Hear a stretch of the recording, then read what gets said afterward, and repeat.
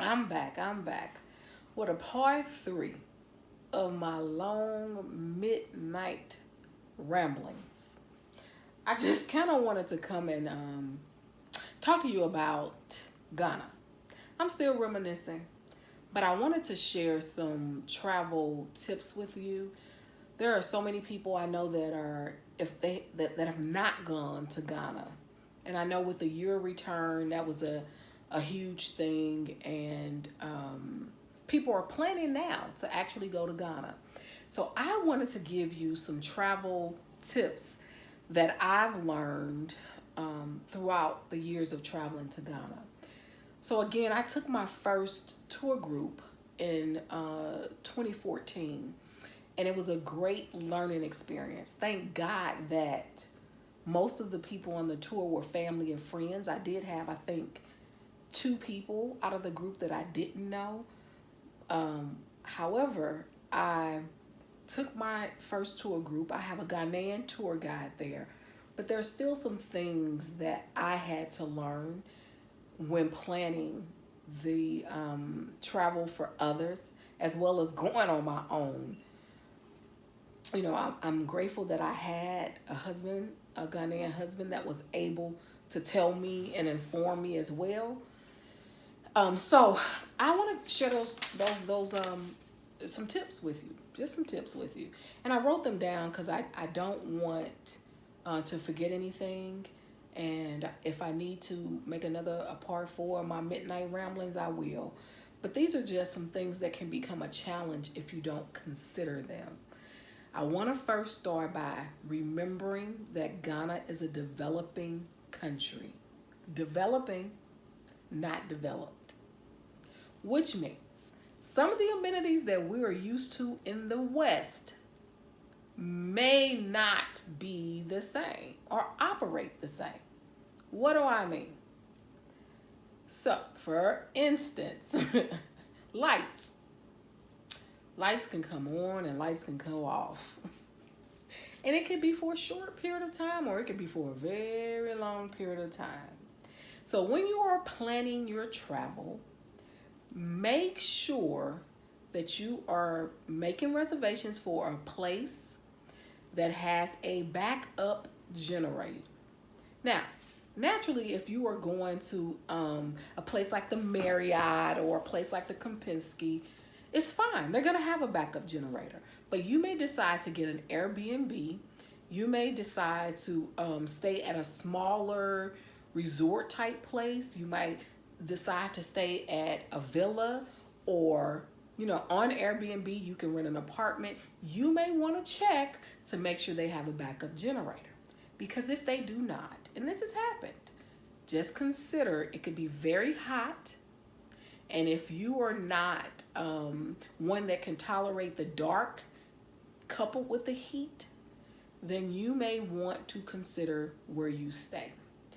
And a place I've rented an Airbnb that had a backup generator. I didn't ask enough questions to know that once the lights went out, who was expected to get the gas for the backup generator. So then I also went to a place, I took a group to Cape Elmina. Elmina, we were in Elmina, stayed at a place, they couldn't get the backup generator started. Well, depending on what your tolerance level is, and again, I organized that trip and I had people of various ages with me. We couldn't stay there because they couldn't get the backup generator, which meant there was no air, there were no lights, and they couldn't give us an estimate of when that the lights would be back on or any of that. So when you're trying to get a place, no matter where you stay, which region of Ghana you go to, if you know that air condition and lights are going to be important, then you need to try to ask those questions and make sure where you're going has a backup generator. Ask the questions on what happens when the lights go off. And if you can tolerate that, then that's fine. It's no problem. But one of the things I'm going to say, and unless you have a large budget and I would say try to stay away from the Marriotts and the larger places because it can consume a lot of your budget. They may be in nice locations, but it can consume a lot of your budget. So know your tolerance level. If you know you need lights and air, definitely you want to do the research if you're going to Ghana about the location. Location is everything too because you can Uber is there. They have Uber. There are taxis. You can get taxis. But it can get expensive if your location, you find these very nice places and they're far from the central area where you're going to do it and everything. Like Osu is an area you may want to be close to, or East Lagoon where there are restaurants, in the city circle where things are happening. But if you rent an Airbnb and it's far out, just consider that you're going to have the Uber fees or the taxi fees. So that starts to add up. So set your budget first, location, location, location, and check on and determine what you can tolerate if you're going on vacation. I've heard stories about people who have gone and said, well, I went and the amenities weren't what I thought. I didn't do much research. I picked a place. I didn't understand that it was far. I didn't understand that they didn't have like the regular amenities that I was accustomed to, and so that is why I stress location, location. The next thing is negotiating, haggling. You need to get ready for that. If you want to really have an authentic experience, the market is where you're going to want to go. One of the things I love about Ghana is that you have an opportunity to choose how you want to shop or what type of experiences you really want. So they have malls where you can purchase the normal stuff in a mall. They have shop rights in the different stores, like our Walmart, their Walmart grocery store as well, or you can buy other things like toiletries as well. However, they also have markets, and I think going to the market is a great way to meet people and to experience the country. But you need to be ready to haggle or negotiate. I like that word better. You need to be ready to negotiate.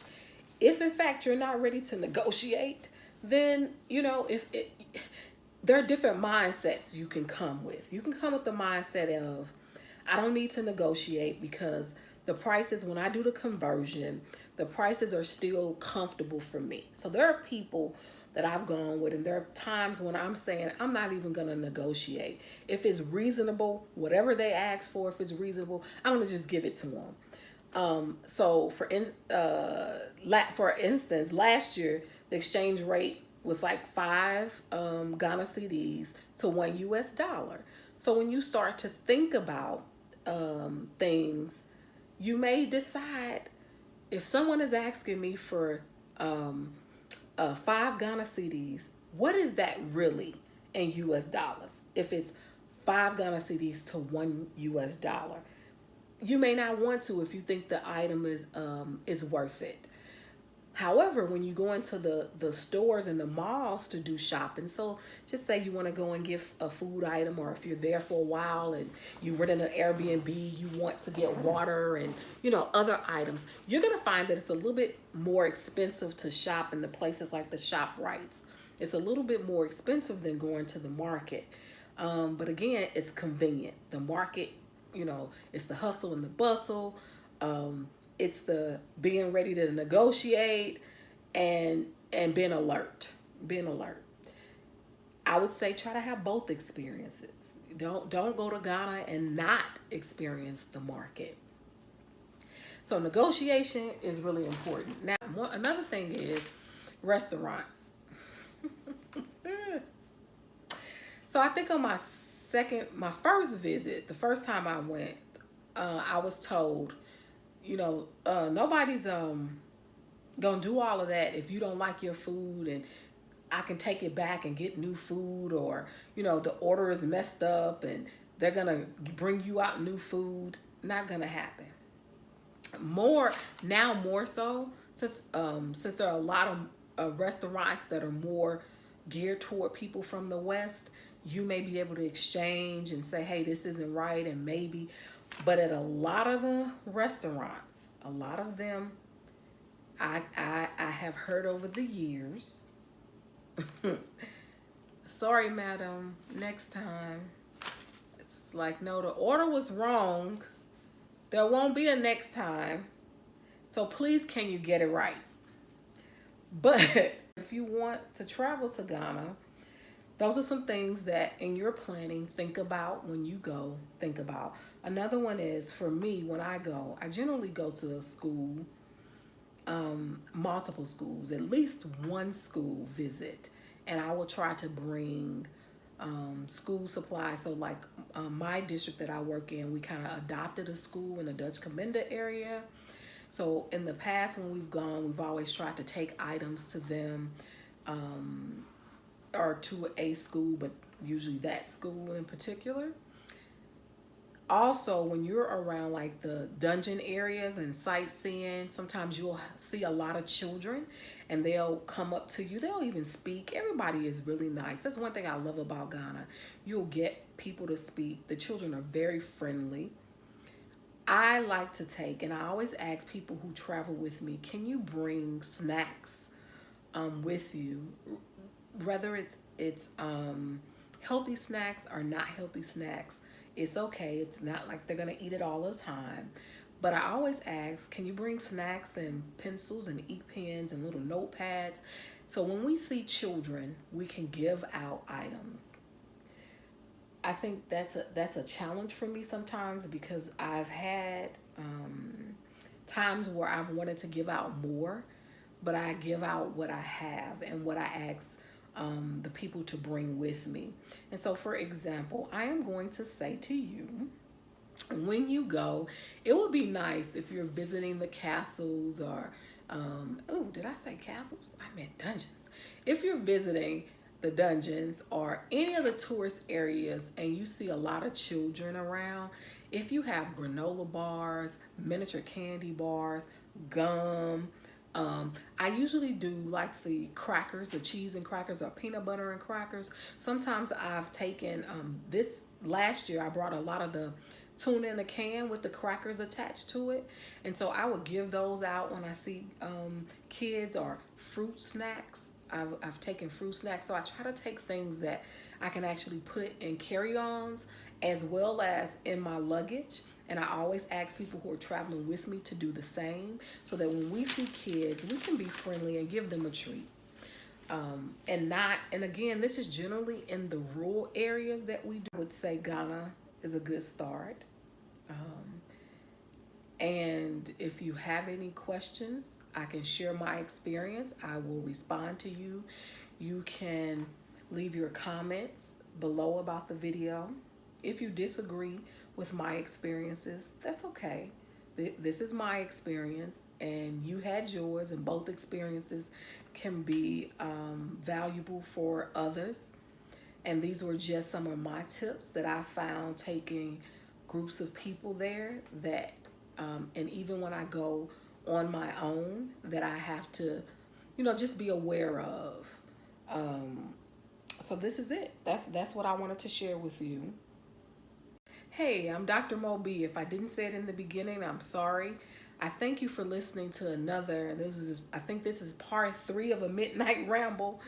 Thank you for listening, and I hope that I can learn from you and you can learn from me, and together we can grow